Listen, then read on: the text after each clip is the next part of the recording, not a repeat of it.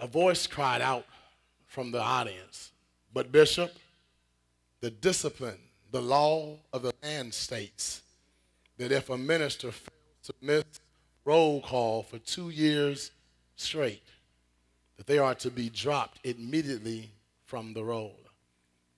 Bishop says, "I know what the law states. I know what the discipline decrees. But Sherman, because you're my son," you missed it. You missed it. You missed it. You missed it. Because you're my son, even though the law and the discipline says that you should be dropped from the roll, I'll keep them on one more year. It was right then and there that a shout began to bubble up in my spirit, because it occurred to me with the words, "I know what the law suggests, but because of the relationship we have, even though the law dictates one thing should happen, I'm going to show you some favor." I began to shout in my spirit because it let me know right then and there, favor ain't fair. God. And I'm talking to some people here this morning that the law dictated that one thing should have happened in your life.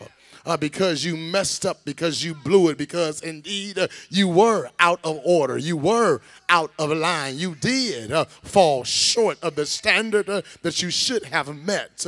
And the law said that one thing should have happened to you, but because of the relationship you have with your Father, he says that even though the law should be thrown at you, even though the book should be thrown at you, even though the discipline should be thrown at you, because of the relationship we have, I'm going to show you some favor. And I'm just talking to some people here this morning. Says, I'm here this morning simply because of the favor of God. I have what I have this morning simply because of the favor with God. I'm walking, I'm talking, I'm living like I'm living, I'm driving like I'm driving because of the favor of God. Other people would have had the law thrown at me. Other people would have had the books thrown at me. Other people would have liked to seen it go down like it should have went down. But because of the relationship that I have with my Father, God said favor is not fair. Is there anybody here this morning? Don't fool me. Don't fool me. Is there anybody here that says, I am a recipient of God's favor? God, look at somebody. Look at somebody and say, I'm a recipient of God's favor. They don't believe you. They don't believe you. Turn to somebody else and say, neighbor, it wasn't my contacts. It's not my degrees. It's not the money in my bank. But I have what I have. I live where I live. I drive what I drive. I have a reasonable portion of my health and strength because favor is not fair. God.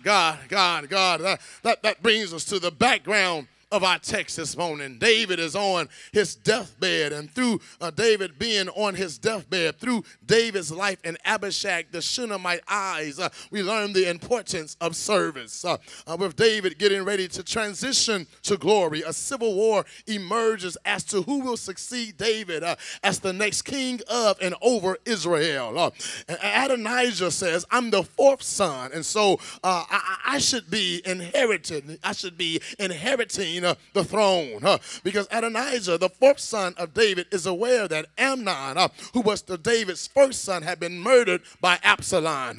You remember Amnon, he raped his sister Tamar, and Absalom became so enraged and upset that he had him murdered. And so Adonijah says that Amnon is no longer in the position to become king. He says, then there's a second son by the name of Daniel, but nobody knows what happens to him. He's not even around. We don't even have any tracings of him. And so surely he's not going to be the next king over Israel. And he said that Absalom and his rebellion against David, he ends up dead. And so he says that leaves me as the next rightful one that should become king over Israel. I'm the rightful heir to my father's throne.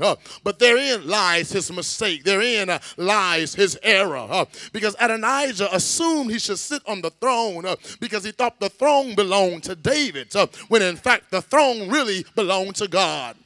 I said something. He says that I should be the next king over Israel because David was my father, and the throne belongs to David.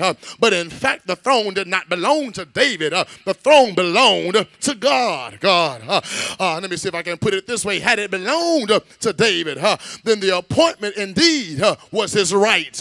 He should receive it as an inheritance.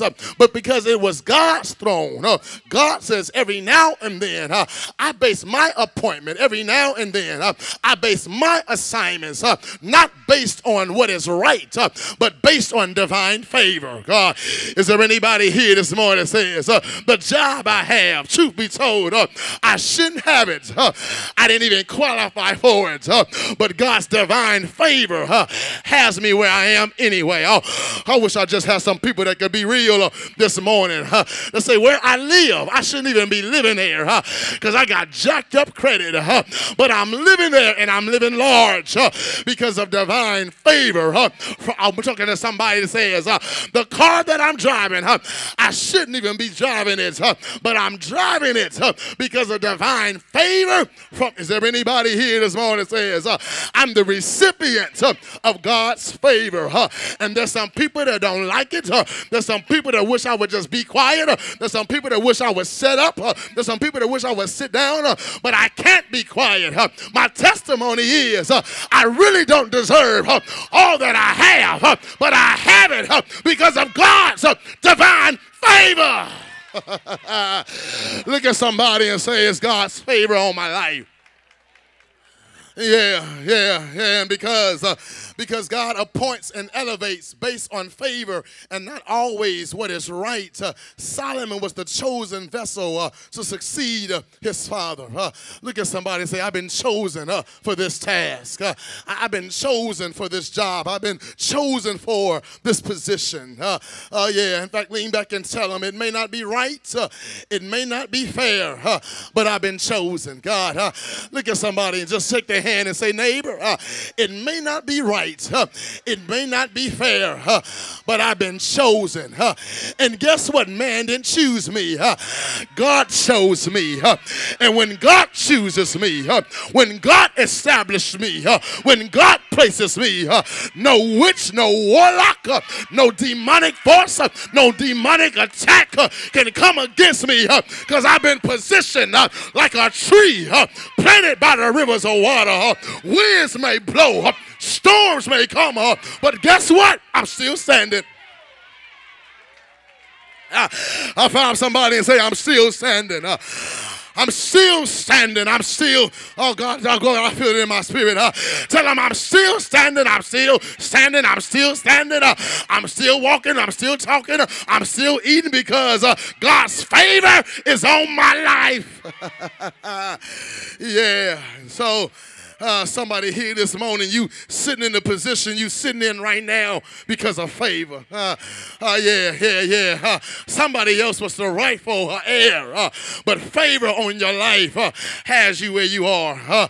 The laws of succession said that somebody else was supposed to be there, and your only testimony is, I don't know why he loved me so, but I'm glad that he did. I don't know what I could have ever done to earn this. Truth be told, I could do nothing to earn it, but he favored me. He blessed me nonetheless. And because I've been favored, because there's an anointing on me, I have to walk in it. I have to talk about it. I have to share it. I have to be about it. Because God's favor, we're God's favorite people at this morning. If you know you're favored, go on and just raise your hand. Don't be afraid that your neighbor gonna know you favored. Don't be afraid that your neighbor gonna know you've been blessed by God.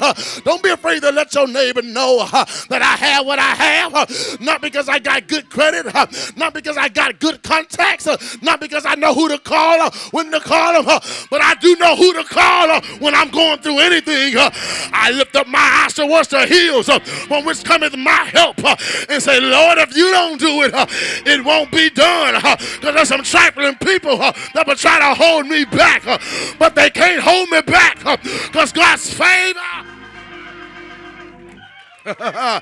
His favor is on my life.